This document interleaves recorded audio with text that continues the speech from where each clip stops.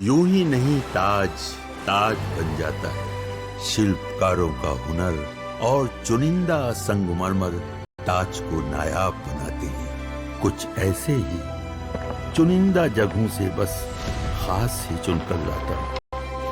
कतरे कतरे को मैं हीरे सा परखता हूँ। यूं ही नहीं मैं रजनीगंधा बन जाता हूँ। नरेंद्र मोदी ने यह बड़ा ऐलान भी कर दिया कि वो भारत का मिशन सुदर्शन चक्र भी लाने वाले हैं और इसके लिए 10 साल का बड़ा प्लान नरेंद्र मोदी ने बना लिया है। नरेंद्र मोदी का सुदर्शन चक्र वैसा ही होगा जैसा इजराइल के पास आयरन डोम है, जैसे अमेरिका में गोल्डन डोम पर काम हो रहा है। सुदर्शन चक्र से पूरे भारत को नरेंद्र मोदी लैस कर देंगे और इसके बाद भारत का एयर डिफेंस सिस्टम और मजबूत हो जाएगा। कोई भी भारत की तरफ आंख उठाकर नहीं देख पाएगा। नरेंद्र मोदी जिस सुदर्शन चक्र के बारे में बात कर रहे थे आज, वो सुदर्शन चक्र कैसा होगा इसको भी समझिए। सुदर्शन चक्र ऐसा पावरफुल वेपन सिस्टम होगा जो दुश्मन के हर हमले को नाकाम कर देगा। ना सिर्फ यह दुश्मन के हमले नाकाम करेगा बल्कि दुश्मन के वार से कई गुना बड़ा हमला करके हिटबैक करेगा। नरेंद्र मोदी का महाप्लान यह है कि अगले 10 साल में देश की हर महत्वपूर्ण जगहों पर सुदर्शन चक्र एक्टिवेट कर दिया जाए। अस्पतालों में, रेलवे में, आस्था के केंद्रों में, हर महत्वपूर्ण जगह पर नई टेक्नोलॉजी से सुरक्षा कवच दिया जाए। यानी हर जगह इतनी सेफ हो कि आम आदमी को चिंता ही न रहे। सुनिए पीएम ने सुदर्शन चक्र के बारे में लाल किले से क्या बताया। भगवान श्री कृष्ण से प्रेरणा पाकर के हमने श्री कृष्ण का जो सुदर्शन चक्र था, उस सुदर्शन चक्र की राह को चुना है। आप में से बहुत लोगों को याद होगा, जब महाभारत की लड़ाई चल रही थी, श्री कृष्ण ने अपने सुदर्शन चक्र से सूर्य के प्रकाश को रोक दिया था और दिन में ही अंधेरा कर दिया था। सूर्य प्रकाश को सुदर्शन चक्र से रोक दिया था और तब अर्जुन ने जो शपथ ली थी जयद्रथ का वध करने की, उस प्रतिज्ञा को अर्जुन पूर्ण कर पाए थे। वो सुदर्शन चक्र के पराक्रम और रणनीति का परिणाम था। अब देश सुदर्शन चक्र मिशन लॉन्च करेगा। ये मिशन सुदर्शन चक्र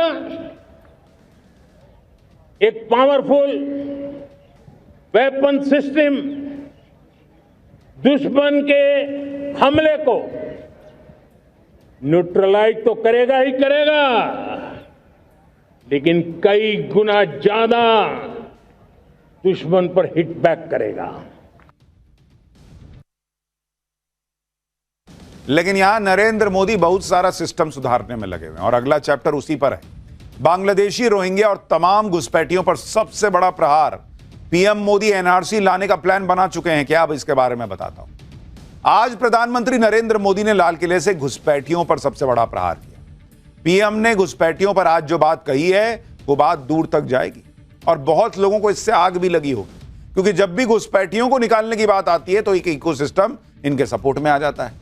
बांग्लादेशी घुसपैठिए हों या फिर रोहिंग्या हों, जब भी इनको चुन चुन कर बाहर फेंकने की बात करो, विरोध शुरू हो जाता है। आप देखिए कि ऐसे घुसपैठियों की वजह से डेमोग्राफी में कितना बड़ा बदलाव आ रहा है और ये लोग आसानी से सिस्टम में घुसपैठ करके Aadhaar card, ration card, voter ID card तक बनवा लेते हैं।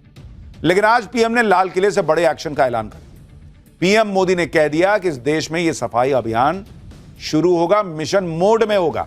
सुनिए जरा। चिंता एक चुनौती के संबंध में आगाह करना चाहता। षड्यंत्र के तहत, सोची समझी साजिश के तहत देश की डेमोग्राफी को बदला जा रहा है। एक नए संकट के बीज बोए जा रहे हैं और ये घुसपैठिए मेरे देश के नौजवानों की रोजी रोटी छीन रहे हैं। एक घुसपैठिए मेरे देश की बहन बेटियों को निशाना बना रहे हैं।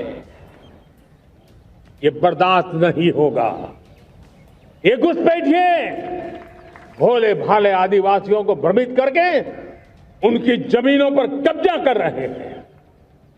ये देश सहन नहीं करेगा। और इसलिए मेरे प्यारे देशवासियों, जब डेमोग्राफी परिवर्तन होता है, सीमावर्ती क्षेत्रों में डेमोग्राफी में परिवर्तन होता है, तब राष्ट्रीय सुरक्षा के लिए संकट पैदा होता है।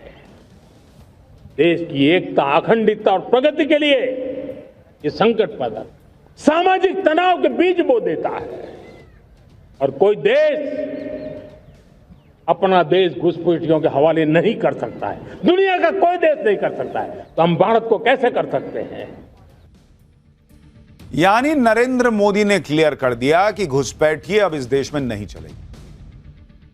क्या नरेंद्र मोदी ने एक तरीके से एनआरसी आने वाली है ये कह दिया है क्या? क्योंकि नरेंद्र मोदी अक्सर कहते हैं कि वो जो करने वाले होते हैं वो पहले बता देते हैं। प्रधानमंत्री मोदी ने कहा कि घुसपैठिए देश की सुरक्षा के लिए खतरा बने। बॉर्डर वाले इलाकों में डेमोग्राफी बदल रही। पीएम ने कहा कि षड्यंत्र के तहत डेमोग्राफी को बदला जा रहा है और यह बर्दाश्त नहीं किया जाएगा। पीएम मोदी ने कहा कि देश को घुसपैठियों के हवाले नहीं किया जा सकता। अब वो मिशन मोड पर इसके खिलाफ क्या करने वाले हैं, एक बार वो भी सुनिए, फिर आपको बताते हैं कि इसकी जरूरत पड़ी क्यों। हमारे पूर्वजों ने त्याग और बलिदान से आजादी पाई है, हमें स्वतंत्र भारत दिया है। उन महापुरुषों के प्रति हमारा कर्तव्य है कि हम हमारे देश में ऐसी हरकतों को स्वीकार न करें। उनकी सच्ची श्रद्धांजलि होगी। और इसलिए मैं आज लाल किले की प्राचीर से कहना चाहता हूं, हमने एक हाई पावर्ड डेमोग्राफी मिशन शुरू करने का निर्णय किया है। ये मिशन, इस मिशन के द्वारा ये जो भीषण संकट नजर आ रहा है, भारत पे मंडरा रहा है जो संकट है, उसको निपटाने के लिए तय समय में सुविचारित सुनिश्चित रूप से अपने कार्य को करेगा। उस दिशा में हम आगे बढ़ रहे हैं। यानी नरेंद्र मोदी ने क्लियर कर दिया कि ये जो डेमोग्राफी में चेंज हो रहा है, साजिश के तहत हो रहा है, ये बर्दाश्त नहीं होगा। इसके लिए मिशन लॉन्च कर रहे हैं और वो मिशन मोड में काम करके तय समय में रिजल्ट देगा। और इसीलिए कुछ लोग सवाल पूछ रहे हैं कि क्या ये एनआरसी का इनडायरेक्ट अनाउंसमेंट है। खैर वो तो वक्त तय कर देगा। लेकिन प्रधानमंत्री मोदी जिस डेमोग्राफिकल चेंज की बात कर रहे हैं उसके बारे में भी आपको बताता हूं। डेमोग्राफी में बदलाव यानी किसी एक इलाके में एक समुदाय की जनसंख्या का अचानक बढ़ना और बहुसंख्यक समुदाय की जनसंख्या में तेजी से गिरावट आना। इस तरह से जब जनसंख्या में परिवर्तन होता है तो उसके पीछे कई वजह होती हैं, जिनमें से घुसपैठ एक बड़ी वजह है। इसी का जिक्र पीएम मोदी ने आज लाल किले से भी किया। डेमोग्राफी के परिवर्तन पर economic advisory council to the prime minister यानी EAC-PM ने एक रिपोर्ट बनाई। 1950 और 2015 के बीच 167 देशों में डेमोग्राफी चेंज का अध्ययन किया गया। इससे पता चला कि भारत की जनसंख्या में हिंदुओं की आबादी 7.8% घटकर 78% के आसपास हो गई और इसी दौरान भारत में मुस्लिम आबादी 9.84% से बढ़कर करीब 14%। इसी तरह से प्यू रिसर्च के मुताबिक 1951 से 2011 के बीच भारत में मुस्लिम आबादी 5 गुना बढ़ी है उनकी रिपोर्ट में। इसी दौरान भारत में हिंदू आबादी 3 गुना बढ़ी। पीएम मोदी ने जिस हाई पावर डेमोग्राफी मिशन का ऐलान किया उसके तहत क्या किया जाएगा यह भी आपको बताता हूं। घुसपैठ की समस्या को रोकने के लिए डेडलाइन बेस्ड एक्शन होगा।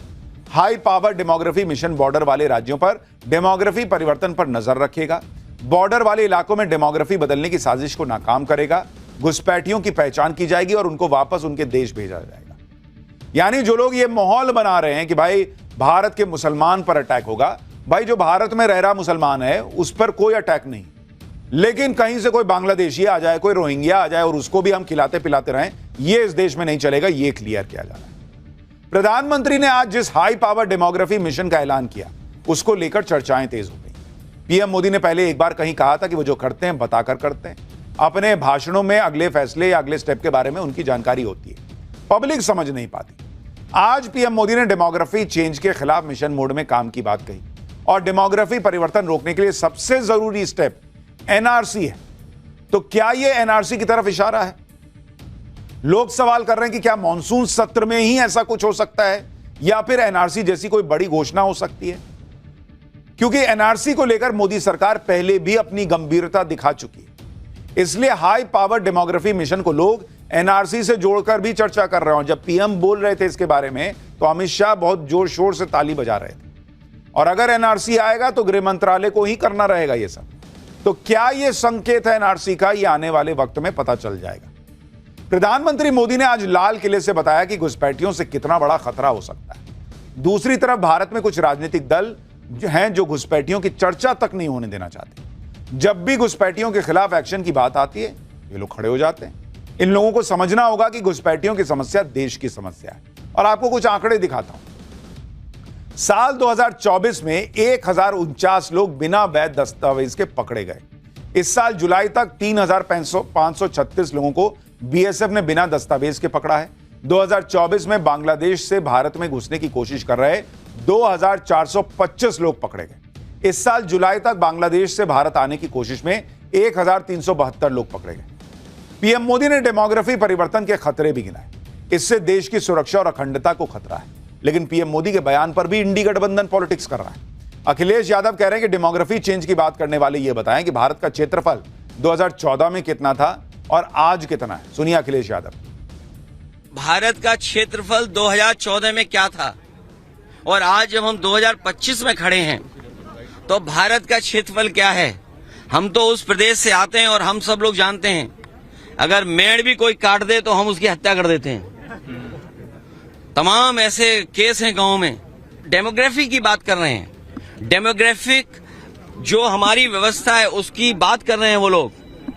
उन्हें ये जरूर बताना चाहिए भारतीय जनता पार्टी को, संगी साथियों को, कि भारत का क्षेत्रफल क्या है आज और 2014 से पहले भारत का क्षेत्रफल क्या था। इस सवाल को अखिलेश यादव क्यों पूछ रहे हैं ये सिर्फ वही समझ पा रहे कि क्षेत्रफल क्या। अरे यहां बात डेमोग्राफी की हो रही है। जो घुसपैठी है उनको निकालने की हो रही है, वो क्षेत्रफल पे चले। अखिलेश यादव डेमोग्राफी परिवर्तन की बात को मजाक समझ रहे हैं और पीएम मोदी पर पलटवार कर रहे हैं। जबकि डेमोग्राफी परिवर्तन का राज्यों पर क्या असर हो रहा है वो आपको समझना चाहिए।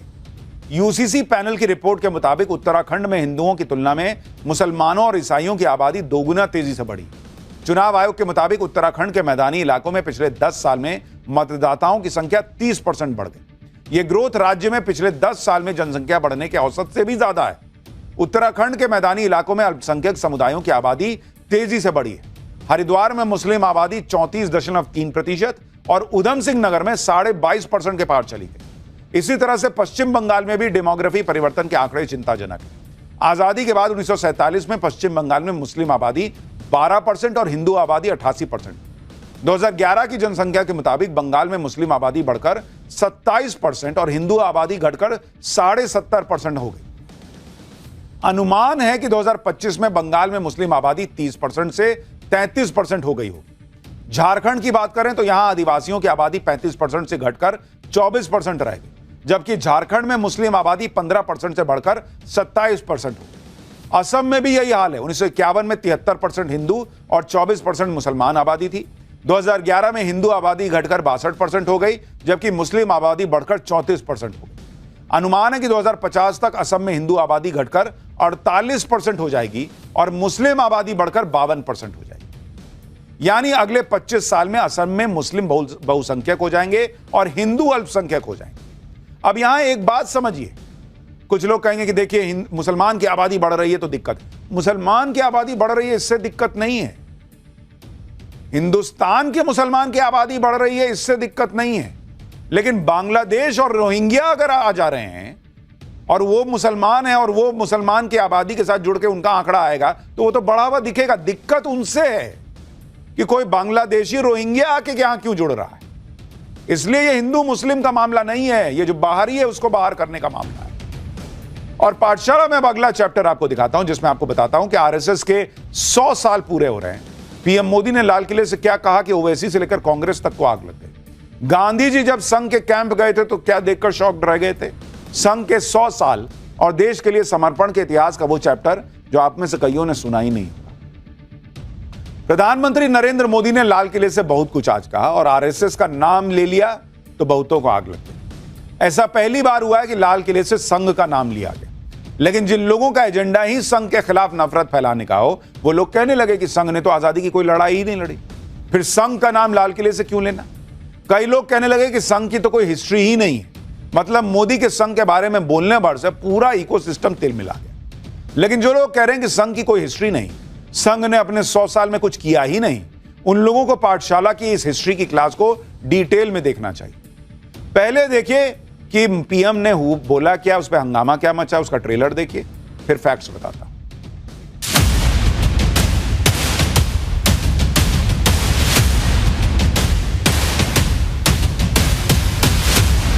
सेवा, समर्पण, संगठन और अप्रतिम अनुशासन की जिसकी पहचान रही है, ऐसा राष्ट्रीय स्वयंसेवक संघ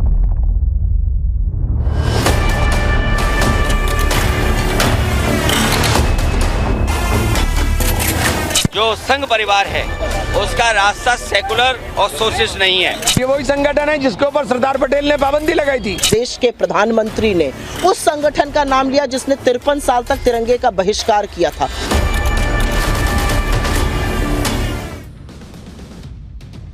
आरएसएस अपना शताब्दी वर्ष मना रहा है और पिछले 100 साल में आरएसएस ने देश के लिए जो किया है, उसके बाद पीएम मोदी आज खुद को रोक नहीं पाए।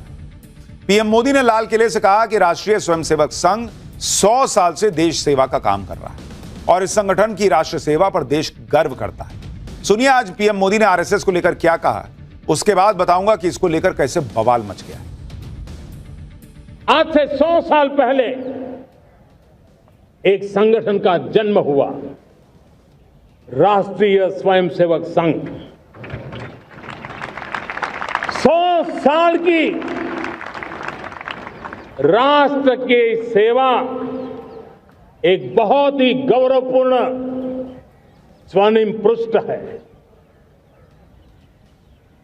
व्यक्ति निर्माण से राष्ट्र निर्माण के संकल्प को लेकर के 100 साल तक मां भारती का कल्याण का लक्ष्य लेकर के लक्षावधि स्वयंसेवकों ने मातृभूमि के कल्याण के लिए अपना जीवन समर्पित किया है। सेवा, समर्पण, संगठन और अप्रतिम अनुशासन की जिसकी पहचान रही है, ऐसा राष्ट्रीय स्वयंसेवक संघ दुनिया का ये सबसे बड़ा एनजीओ है एक प्रकार से।